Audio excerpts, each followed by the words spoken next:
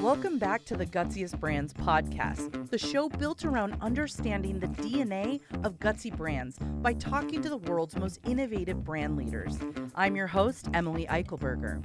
The brands that we at GutCheck think are gutsy fall into one or more of four primary criteria. We feature brands that are empathetic, pioneering, bold, and those that demonstrate what we call the power of and, seeing opportunity where others force trade-offs. When we find a brand leader that we think embodies gutsiness, we bring them on the show to explore what drives them every day, learn the wins and losses experienced along the way to success, and to get their perspective on other brands that they think represent gutsiness. In today's episode, Jess Gaedeke CRO at GutCheck, a former leader at Nielsen, and an ambitious Capricorn, sits down with Brandon Larson, current director of brand strategy and communications at Microsoft. Brandon describes his career as brand strategist as working at the intersection of strategy, technology, and psychology, which enables him to make an impact by pairing digital experience with an understanding of human behavior. Brandon has helped to transform some of the world's leading companies, as well as launch a few of them. So let's get to it and learn from Brandon why true empathy helps us develop a deeper understanding of human behavior, which allows us to innovate while remaining human-centric. Let's also figure out why Jess ended up with a professional crush on Brandon by the end of the episode. Grab your favorite beverage and nestle in for another episode of the Gutsiest Brands podcast.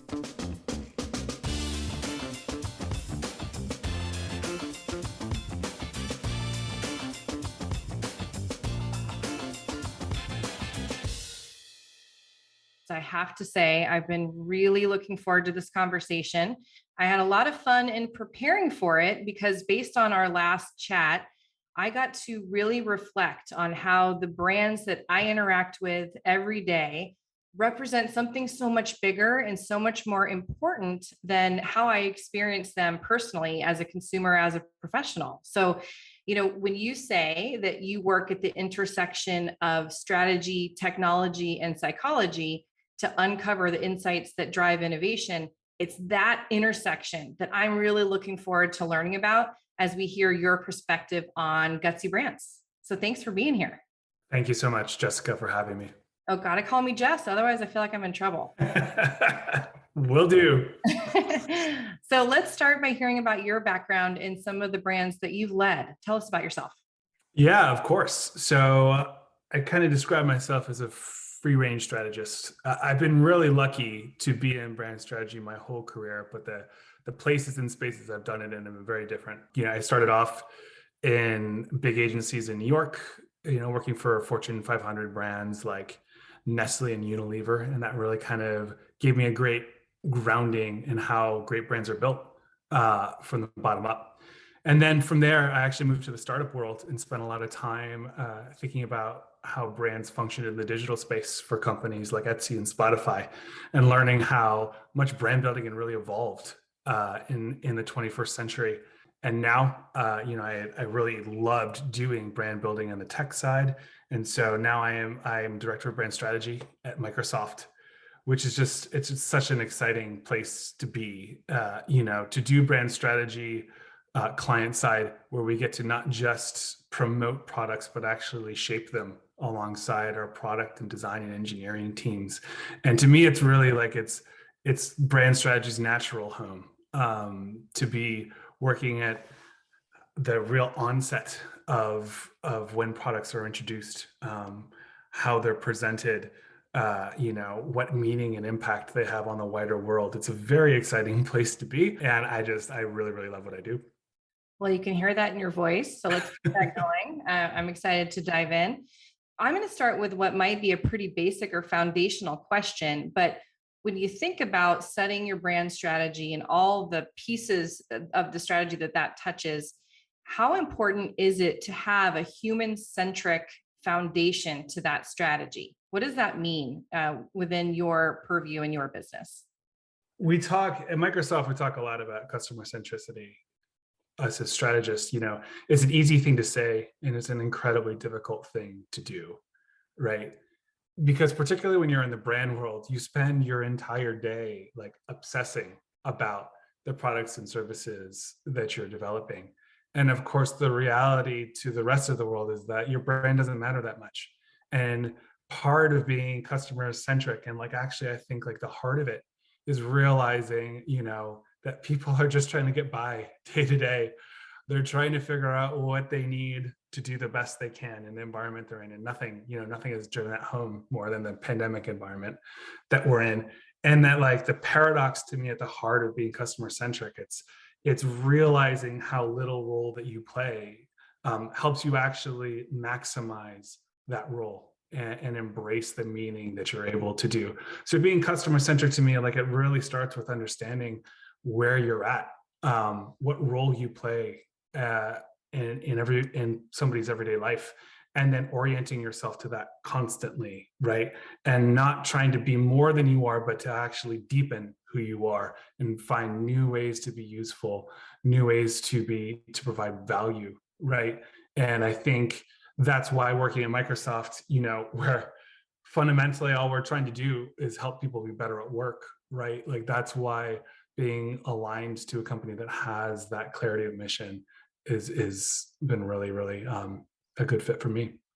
I'm struck by that concept that you're actually not that big of a deal when you're a brand. And there's some, built-in humility in that. And can you describe a moment where you felt like the team got to an aha place when they really entrenched themselves in that humility? Like, listen, these people are out there trying to live their lives, and do you have a memory that relates to that? Yeah, that's such a great question. I mean, I would say broadly, right? It's something we think a lot about when we're working on M365 and our Office suite of productivity tools, right? Which is that there's a way to design and market those tools, which is fundamentally self-important, right? Which is about like making sure that you're prominent and visible to the user. And there's also a way of designing and marketing those tools, which actually is fundamentally humble in its approach, right? That actually does things on behalf of the user, right? And that actually like integrates itself into a single interface, right? And so doing more of that integration work, like showing up in a simpler, more intuitive way for users, right? I think that's so much of where we spend effort as a team, is trying to make our offerings really, really easy to understand, really intuitive, and fundamentally just like natural. The last thing the world needs is another app, right? Like that's the starting place. Like people's home screens are full enough. People have enough tabs open on their browser, right? We don't lack options. What we lack is clarity, right? And so staying true to providing clarity is basically our objective as a team. I think has been really helpful for us as a North Star. So tied to that, I was struck as I reflected on our conversation and your role, and also being a Microsoft user professional myself. One of the characteristics that we look at for Gutsy Brands is what you're describing. It's leading with empathy. It's really understanding the human experience and keeping that as your North Star throughout all of your innovation, your brand building, just never losing sight of it. And Microsoft 365 must be so unique because you and your teams are in those tools all day, every day. You're your own audience, you're your own user. So it's really interesting. How does that impact how you embed empathy within the process? Do you design for yourselves and your colleagues, or do you have to almost disassociate yourself from your use of the product? Yeah, it's a really great question. It's a really deep one that we talk a lot about at Microsoft, because one of the things that's really important to us, right, is that our marketing is inclusive and that it takes into account, not just the people who might be buying our product, right, but the entire ecosystem of people that come in contact with it. And how we actually operationalize that as a team is we spend a lot of time talking to people at various roles at different altitudes of the organization, because so much of what Microsoft products are trying to do is they're trying to merge the perspectives within an organization, right? To have the CEO see the business from the frontline workers' point of view, to have IT understand what the security person is trying to do, right? To broker that sense of shared understanding so that the company can achieve their goals that much quicker. We have a lot of research processes that we run. It's to encourage those collisions between the different perspectives of the organization. Like, don't shy away from the tension that inherently is a part of working in any job, in any company. Like, lean into it, because it's in that tension that, like, that's the real opportunity. If you're able to resolve that tension on behalf of folks, like, that's a role for the brand to play, no matter what that specific person is doing. I feel like you just described my workday, Brandon. I feel clean right now, because that tension, it can be thick, right? It can be really uncomfortable. And I don't know, I'm not a big fan of confrontation, but I always feel like if you can sort of marinate in that, that's where you find the innovation. That's where you find where healthy tension can actually create the opportunity. So I love hearing you say that. And that's refreshing to know that the Microsoft thinks that way. I just want to give you kudos for thinking that way. Let's take a moment away from Microsoft to talk about one aspect of your background that I found really super interesting, and that is your time at Etsy. As you know, when we talk about Gutsy Brands, one of the aspects we really admire is pioneering new paths. And Etsy reinvented commerce. So I'm going to ask you a very big question, and you take it where you can, but how did they do that? And what were some of the challenges that they faced along the way? Yeah. Yeah, it was an incredible ride with that company. I think, when I joined the company, they were at a very specific inflection point, from a niche marketplace to something far more mainstream, right? And how were they going to kind of cross that gap from, like, a place to sell arts and crafts to something that was much more universal, right? And that had a far larger audience. And when we thought about how the marketplace had to change, and when I first started working at the brand, the first thing I did was spend a lot of time with the Etsy sellers, right? Like, spend a lot of time understanding what do they want to see out of this marketplace? What tools are the right tools for them? How will they grow their personal brands and their businesses, right? And that was a message that we talked a lot about internally, which is that, like, if Etsy does well for its sellers, right, those sellers will create the items that everybody will fall in love with, right? And so it's like it's thinking about how to get that flywheel going, and really kind of embracing the fact that the sellers are the heart and soul of that marketplace, and building a support system around them that will help, grow what they do. So the sellers are seen more as the customer at Etsy. Is that fair? Yeah, I mean, like, and that's why I loved, from a brand perspective, that's why I loved working in that environment. Like, any kind of two-sided marketplace is just fascinating, right? Because it's like the question of who you serve is an interesting and complex one. When you reflect on all the other marketplaces that exist in the world, Airbnb, Uber, right? Like, a lot of these places, fundamentally, your job as a brand person, like, it might not always be on the demand side of that equation. It actually might be on the supply side. Like, it might actually be like generating more variety so that people have more choice. And that's why it was such a stimulating place to do marketing and to do brand, because you had to think about both sides of that equation always, and becoming a much easier place to sell, figuring out ways to, so people could really customize their storefronts and have a seller experience in Etsy that felt bespoke to them, and felt like they actually owned that space, right? Like, that changed how people thought about Etsy, buyers and sellers alike.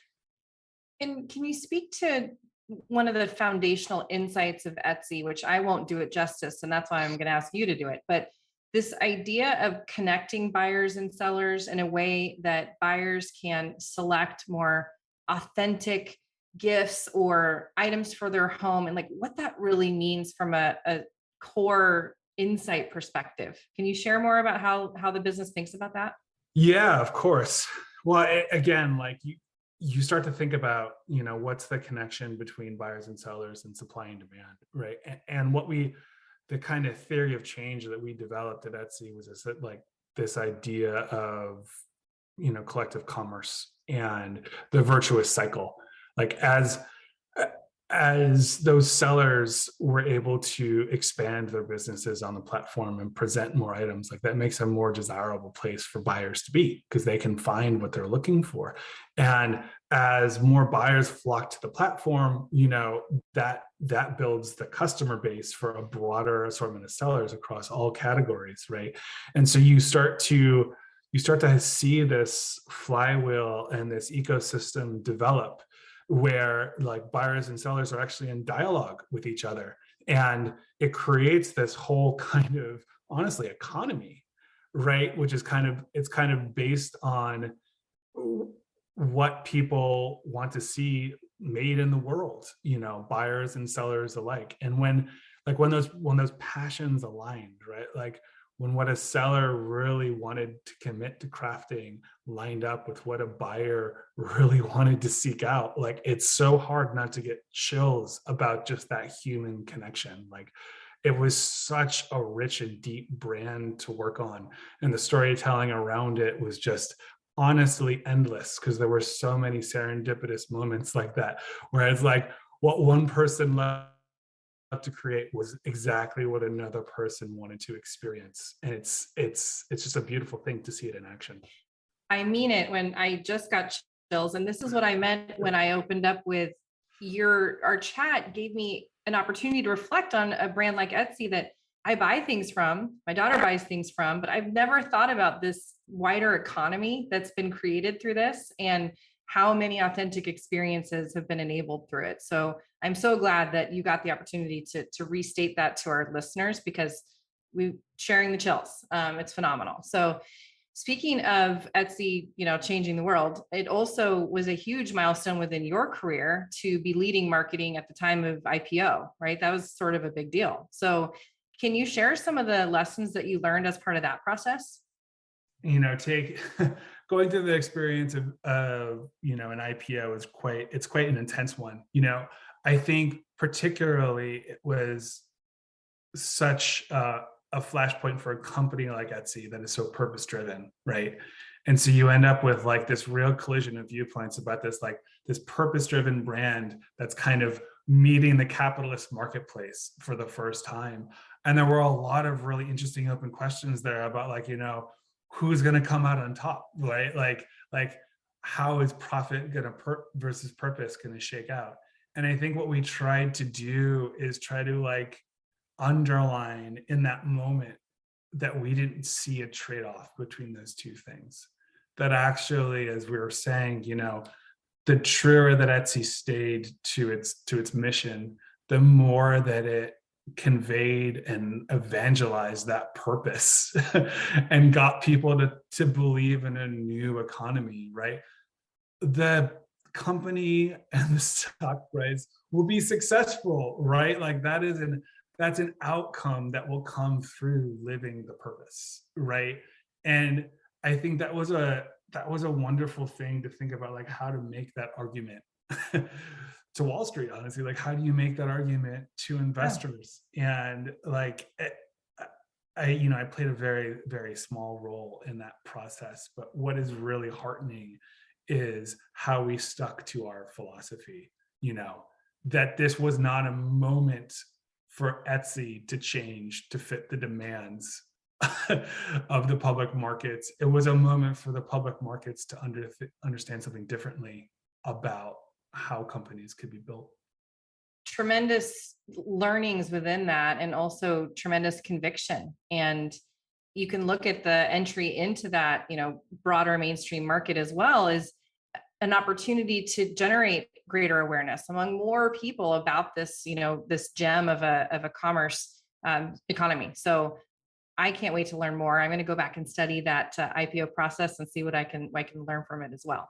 So let's go to another brand experience that you had. And this one has me very interested because another characteristic we talk about for Gutsy Brands is standing behind bold ideas, even if it's not yet a popular idea or a well understood idea. And you worked on brand strategy for the Viagra brand. And at that time, a lot of the messaging in the category, I'm kind of conjuring back to commercials at the time, it was from a very macho point of view, right? So I'm curious, how did you tackle the objective of making Viagra a brand that could actually stand out and be differentiated in that category at that time? I mean, it all starts with empathy, right? To go back to earlier in our conversation, as a strategist, the first thing I always need to do is get face to face with a customer, right? And sit with their challenges, right? And not try to solve them right away, and just sit with the emotions that they're feeling. And I think that, the Viagra experience was definitely, it was a time when that was necessary, and it's also kind of painful to do, right? As you were saying, so much of what the marketing was like for Viagra and the other competitors at this point in time was very macho, right? It was like sports stars on TV, making really big claims, and just, and honestly, like a lot of it felt like a Bud Light commercial. And that just didn't strike me as correct. It didn't strike me as like, if I'm the guy who's going through some kind of challenges in this area, it doesn't feel like that's helping me. And so, I spent a lot of time just listening. And, when you do that, for this, but like, just generally, like in the healthcare category in general, like, when people have health issues, there's such a depth of really painful emotions they go through: embarrassment, shame, in some cases, guilt.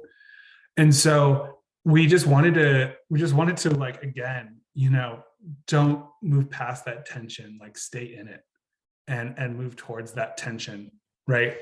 And a lot of what we did on the Viagra brand was to totally invert the polarity and the personality of it, from something very macho, right, like, to something that's far more consoling and supportive. And when, and the role that we said is like, who we want to be to these men is, like, we want to be their coach, right? And when your coach sees you not doing well, what it doesn't do is it doesn't yell and celebrate and cheer. What a good coach does is it takes you aside, right? And it has a conversation with you. And sometimes that conversation can be honest, it can be blunt, right? But it's what you need to hear. And that's exactly the posture that we took with Viagra, right? What we need to do as a brand is, like, we need to, number one, just be there for these human beings that are going through something which is probably quite traumatic. And we need to let them know that a solution to their issues is easier and closer to them than they think.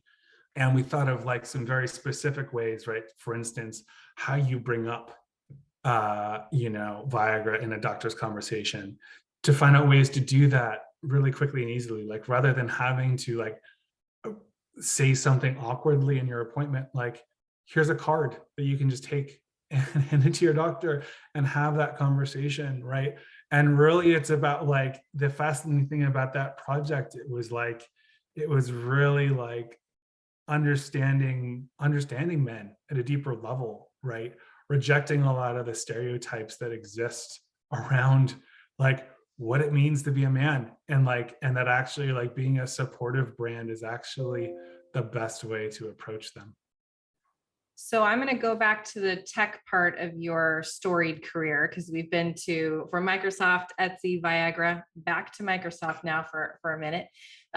One of the things that we really admire about Gutsy Brands is that they embrace what we call the power of and that is seeing opportunities where others force trade-offs. And so I wonder if this is a nice anchor for where I'd like to pick your brain on this idea of balance. Security is a delicate space, right? And it must balance what might be an aspirational tone with the acknowledgement that it's quite a serious topic, right? People take their security and privacy very seriously. So in order to connect with people, I imagine you have to find that balance, and that it's a constant walk on that balance. So how does Microsoft achieve that? We recently launched Microsoft Security as a product a couple of years ago, and we spent a lot of time just thinking through, what's Microsoft's unique perspective on this space? What are we bringing to this table that other brands and other companies aren't? And we looked left to right across the category, and what you largely see when you look at the security category, there's a lot of doom and gloom out there, right? There's a lot of what I would call fear-based marketing out there, precisely for the reasons you said, Jess, because these people their jobs are high wire racks, right? And so to a certain kind of marketer, right, the best way to provoke action is to basically emphasize the fact that your job is difficult and precarious, right? I would call that's the easy route to take, and it's the obvious route to take. And we asked ourselves well, what other routes are out there in this category? How could we address these people differently that felt like it was taking a wider lens to who they are beyond just the narrowness of a security professional? And what we actually found is when you get in deep discussions with security professionals in terms of why does your job matter, right? A lot of it is actually about what it enables the company to do, right? When security is in place, it's not just that there's less bad things happening. It's that a whole world of good things are now possible. You're able to innovate so much faster, and that can affect the whole trajectory of the company when you have that security foundation in place. And we thought hey, there's a bigger story to tell here, right? This is not just about security as minimizing the bad, it's about how it nourishes the good.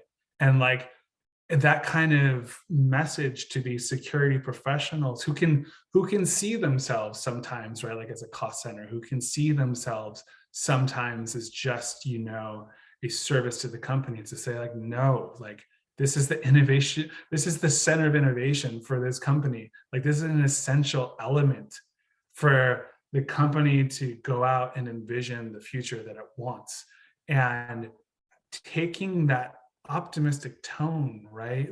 Still grounded, as you say, into the realities of the daily job, because the daily job is, the reality of you can't overlook how complicated that job is to do in the 21st century. But at the same time, it's what that job means is something much bigger, we think. And I think it's meaningful coming from a company like Microsoft that actually does, we think about these things end to end. And for ourselves as a company, right, having our teams and our people be able to operate on a secure platform, that's the key to our success. And so it's an authentic story that we're turning inside out and providing to our customers. So I think what you're saying is we should retitle the head of IT and security to essentially head of innovation, collaboration, all of the things that we need to do as a business, because they are the enablers of that. Is that what you're saying? Zach at GutCheck will love that. So I'm going to take that. Yeah. Well, and I think it's getting towards I think the uber insight behind so much of what we do for Microsoft products, which is that like we're all far more interconnected than we recognize, and I think that's something that realization has really hit us in our personal lives, but it hasn't really come to bear on our professional lives yet. And to tell that IT person and that security person, right, like the two of you actually, like, you are two sides of the same coin, and you really, and if you're able to work together and you're able to come to a common understanding, right, like that is such an unlock for your whole organization. I think it's really like, it's a good example of Microsoft as a brand, like how we are trying to bring people within an organization together. Well, that's a great segue to the next brand I'd like for you to talk about, because Microsoft Viva, I think, is a brand that definitely delivers on that power of and. And I got to say, I'm reminded of that every day in my inbox. Wink, wink, it's in there. So, so tell us about the brand, and you've got some exciting innovation cooking. So what can you tell us? Yeah. So I am very, very excited about Microsoft Viva. For those who don't know, it's a new employee experience platform that we're creating. And essentially, think of it as like it's a support system for every employee at work that's customized and personalized to you. When you kind of reflect on, the tools that you're given as an employee, right? You probably have some way, like to do personal admin tasks, like, file for vacation time. You might have like learning and development tools to take a class. You might have, ways to stay in contact with the organization, things, big communications tools. But there's a couple issues, right? Like, number one, all of these tools that we're given as employees, like, they're disconnected from each other. They're all in different places, right? And it's so easy to forget that they even exist. And so companies buy these things, but they don't realize the true value of them because they're just not present for people in the way they could be. And then, of course, like in the 21st century, like we all have more emails than we'll ever get around to answering. We all have more messages than we'll get around to answering. We all live in an endless stream of information. Right. And so actually carving out the time for us to be intentional about our career paths, to think about like, what skills do I need to grow, and to put a plan forth for doing that, it feels like it's an intention we all have, but it just feels just slightly out of our grasp all the time. And so those are the challenges that we tried to think through with Viva, which is like, what if you took those employee tools that are now fragmented and you actually put them in the flow of work, right? They weren't peripheral anymore. They're actually central to you. They're at your fingertips. And not only are they accessible to you, but they're actually doing things actively on your behalf. And an example of this that I always use is the focus time feature for Viva, right?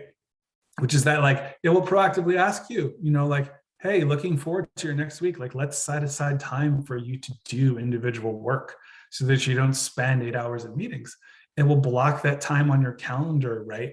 And it will adjust to find the right spaces in your day to do that work. And it's just one example of the opportunity in front of us, right? Which is basically to create a platform for the entire company that's really just responsive to each individual's work styles, habits, wants, and needs, their long-term goals, how they want to grow professionally, the network they want to build, right? To not have those be conversations that come up once or twice a year in a performance review, but to have that be a consistent part of your everyday experience, and to value those things as much as we value like the project-based work that we do. I have probably a dozen questions about Viva, but I'll try to limit myself to just a couple. One is, you're building in features and functionality that are based in well-being principles that maybe an HR consultant might give you, right? So I'm curious, how did you determine what those features and functionality would be? Did you take input from other domains, and how did you go about doing that? we're really lucky to work at Microsoft, where obviously, we have a wealth of information and insight to tap into in terms of, what people are looking at as something like an employee experience platform. We did a lot of research where we kind of asked ourselves, well, it's like, well, particularly in this hybrid environment, like what are people missing, right? And what role can software play, not to solve the problem, but to create the space for a solution to emerge, right? Because a big part of what we talked about with Viva is that, like, Viva doesn't give you a new boss. It doesn't change the context that you're in the organization, but what it can do, right? And where its power comes from is it enables all of us to follow through in our intentions, right? Because fundamentally, I think like a lot of people within an organization, they have good intentions for each other, right? Like managers want to grow their team. Leaders want to find ways to deliver bigger impact and create new opportunities for people that they oversee. Individuals, right? Like they want to find ways to mentor each other and to grow each other, right?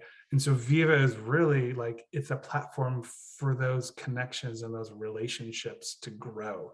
And again, going back to humility, it's like, it's providing that kind of that platform and that space for those things to happen, right? And just basically saying that like making time for these things is also important and essential to feeling satisfied at work, to feeling fulfilled, right? Just doing that bit is enough. And that's what we found. We're on the beginning of a very long journey with Viva. We have a lot to learn. And like, we're constantly in dialogue with our customers about like, as you're saying, like the right features and functionality for something like this, but that's exactly what's so exciting and energizing about it, is that like we're in this moment trying to architect the right solutions, trying to think through, it's like, what is the right way to support somebody as they move through an organization, like as they evolve as individuals and as the teams evolve, right? And it's such a fascinating problem to fall in love with. And I think like as a strategist, right, like that's all you really want.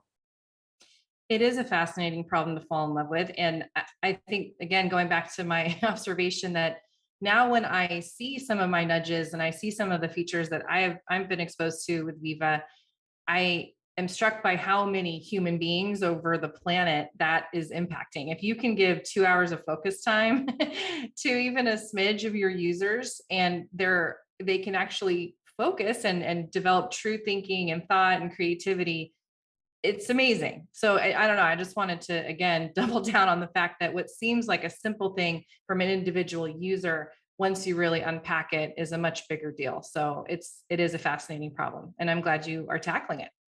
So we're going to move to a lightning round.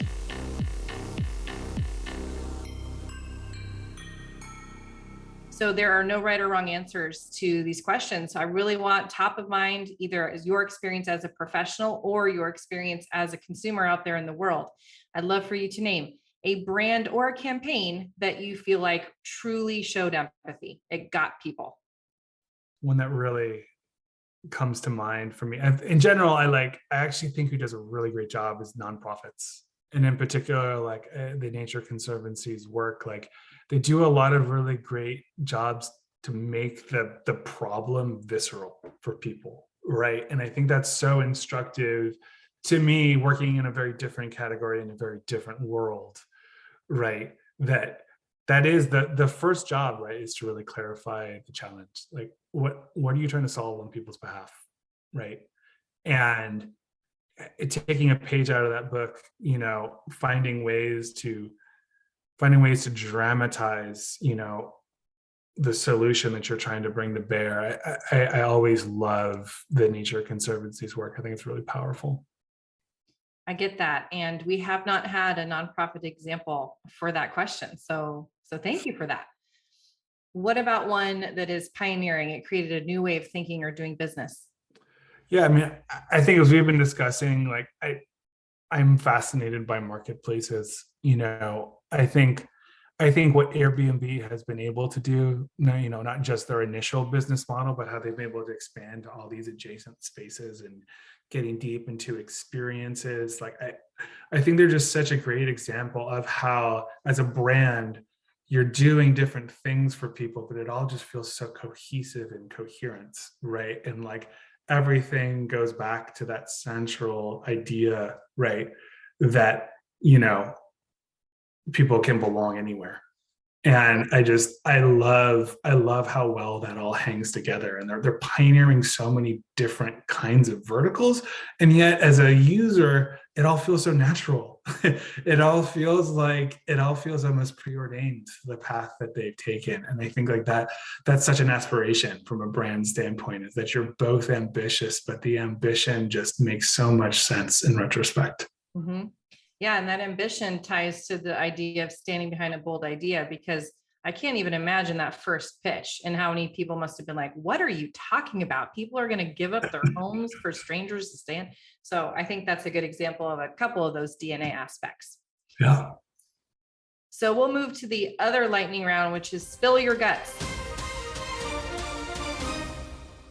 This is all about you, and it's about your personality. So there truly are no right and wrong answers. What's the first brand you remember as a child? Oh, easy. Lego. Yeah. Lego always stays with you. And I think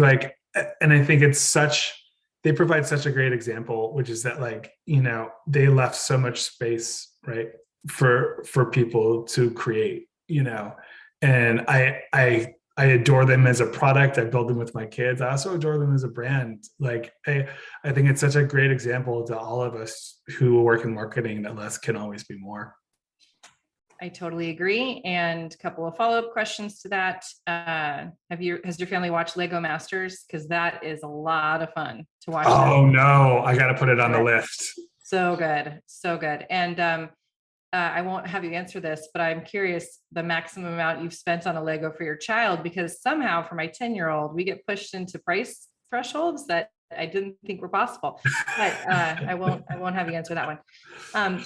What book or movie best represents your career journey?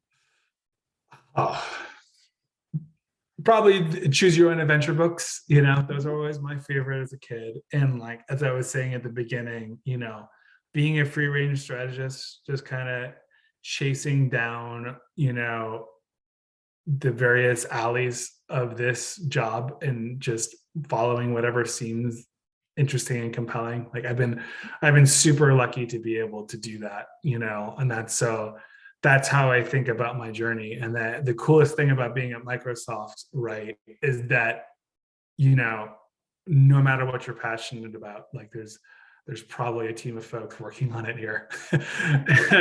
and that's just so cool for us as a team to be able to work in all these different places and spaces and all these different categories under the same roof. Mm-hmm. I think this next one is very cool for you. I'm interested in your answer. How do you describe your job to a child? Isn't that a hypothetical question to me? Because I have a 4-year-old and 2-year-old, and they ask me all the time. Yeah. Yeah. To put it simply, I help companies listen. I think that's fundamentally what the job is. And that listening orientation, I think, is so key to being a good marketer. And I always make sure, for myself and my team, that we are always doing lots of listening before we're speaking. And I'm pretty sure my kids' preschool teacher says the same thing. That's amazing, because you didn't say I help companies sell stuff. You said I help companies listen, and that's important. What's one piece of advice you would give a business leader who's looking to help their brand be gutsy? I think building off of that, right? Building off of listening, I think to be gutsy, you have to start from a place of understanding, right? I think there's a lot of examples of brands that took risks, but those risks weren't based in needs. They weren't based in any kind of hunger that their audience had, right? And I think, when I think about what it means to be a gutsy brand, I think a lot of it for me comes down to like, what are you championing on behalf of your audience? What can't they say? What are they too afraid to say? What might they, not think of saying that you can say? And I think there's so many aspects of this that, like finding, once you're able to locate, I think, what your audience needs at a deeper level, I think the gutsiness actually comes naturally, right? Like once you connect to that deep need and you feel it, the way they feel it, I think you can't help but, move towards them, right? And it's such a natural human reaction to try to be there for them, right? And so I think in that way, it's like the empathy and the guts, like they're one thing. And that you've gotten to the right insight. That you've gotten deep enough when all of a sudden, like, the courage to act is there. And once, when it's just reflecting on, like, once I understood, the pain of those guys who need Viagra, once I understood the frustration of those people who were struggling with just the employee tools that they're given, like, once you connect to that emotion, you'll find the courage. I'm going to make a bold statement right now, and feel free to tell your wife, but I've developed a serious professional crush on you during the last 3 minutes, because everything that you just said is exactly why we get so passionate about telling these stories, about why we believe in these characteristics of a gutsy brand. So I could not have said it better, and we're going to write that down and play it over and over again. Okay. It's amazing. Okay. 2 more quick ones. What's the most used emoji on your phone? Oh, crying, laughing, of course. Yeah, Okay. yeah. Crying, laughing, of course. Yeah, all the time. It's the one I'm an East Coaster naturally, so I have some time zones to traverse. But I'm always trading jokes back and forth with my East Coast friends, and yeah, yeah. I'm hoping with the end of this pandemic we'll be able to get together soon and cry, laugh in person. Yeah. And we are compiling a Gutsy brand playlist that is becoming pretty epic, I must say. So you should check it out. But what song would you add to it? Oh man. Yeah. Wow. I think you need some Warren G. I think you need Regulate by Warren G. I think it sets the right tone. And it's got some guts. I love that answer. And now you've stuck a perfect song in my head for the rest of the day. So with that, Brandon, thank you for providing your perspective today. Learned a lot, got me a lot to think about, and just also super fun conversation. You're a great guy. So thank you for joining us today. Oh, thank you so much, Jess. It was a pleasure.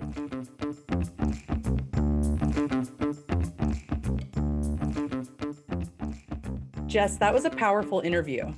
Now, I think you'll agree that Brandon's description of how Viagra required true empathy to really connect with their audience was moving. And of course, it makes so much sense. As Brandon said, health issues have a depth of powerful emotions like guilt and shame. And to be successful, you need to understand that and sit with those emotions and feelings. They also determined who they wanted to be to their customer. And he said a coach, blunt and supportive, someone that will say what you need to hear when you need to hear it. I totally agree that was one of the most poignant parts and was so memorable. And what stuck with me was that phrasing, you need to sit with them and feel what they feel. That is empathy, right? And once you sit with them, you understand that authentic experience, you can approach the problem differently from a more empathetic space. So I truly loved that line of the conversation. I did too. And I feel like you really connected with Brandon and how he sees his role in brand strategy, and that in general, you guys had a lot of excitement around everything you discussed. Why don't you talk us through your key takeaways? Yes, absolutely. Well, at first, I was sort of embarrassed because I professed my professional crush on Brandon, but and I also told my husband, so we're all in the nest That's here. good. But but when I reflected on our conversation, it's like, man, does this guy really get it? He really does. And I honestly don't think you'll be the only one with a professional crush after this airs. Yeah, I hope not. I hope not. And it started with this very humble observation, which is what he called the brand's paradox. And that is that your brand doesn't actually matter.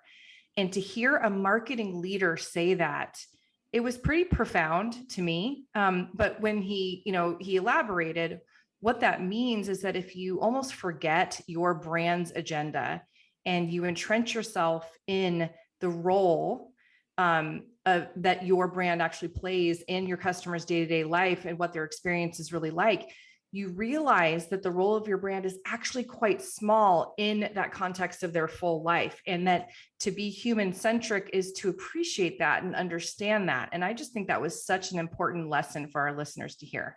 It was. And I also think looking at it that way opens up a lot of opportunities for unique positioning and marketing as well.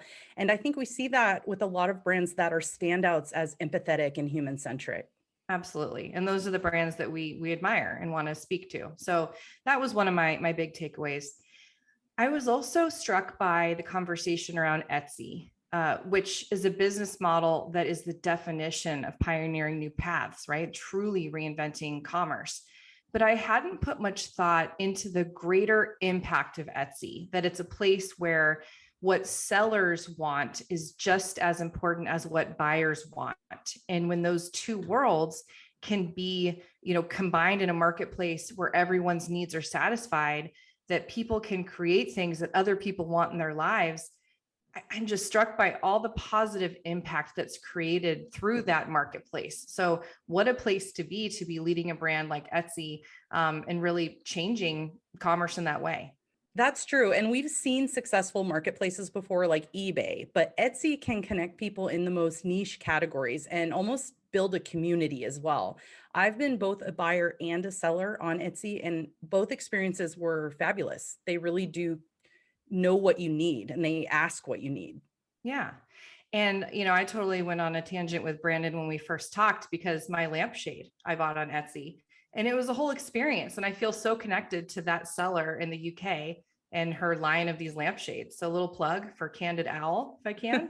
That's great. Yeah. So go look it up. But so I thought that was an excellent brand to learn more about. And then of course, Brandon is currently with Microsoft. And from a standpoint at Microsoft, what really resonated with me is this concept of security and how many brands that are in that space take a fear-based gloom and doom approach to marketing. Well, what if you flipped that, right? And you embraced all the things that security actually enables and nourishes, was the word that he used. Security empowers innovation. It empowers collaboration, efficiency. So now your head of security, instead of being a watchdog or a hall monitor or a doom and gloom type of personality, it's actually the architect of innovation. What an aspirational concept to take something like security and transform it completely. You make it sound easy. With these podcast guests, it kind of feels that way, to just let them talk and we learn so much. That's true. Yeah. And we're lucky. We have good jobs, Emily. We do. So I'll conclude with one of the most memorable pieces for me, which in our line of business at GutCheck is perhaps the most inspiring and the most relevant. And it was what Brandon said: you've gotten to the right insight. You've gone deep enough when you get to the emotion, and then you'll have the courage to act. I was just so inspired by that thinking that Brandon shared, and I can't wait for our audience to hear it and respond to it. And P.S., if you want help getting to that emotional insight, give GutCheck a call. But I think this was a great episode. I appreciate Brandon's time very much, and I hope our listeners enjoy it. I think they will. Thanks again for joining us for another episode of the Gutsiest Brands podcast. If you haven't already, be sure to hit subscribe so you don't miss our next episode, where we speak to Paul Howarth, the CEO at Acumen and Pensensic, where they use AI technology to understand human emotion and behavior. If you like what you're hearing, please consider sharing our episode with a friend and leaving us a 5-star review. See you next time.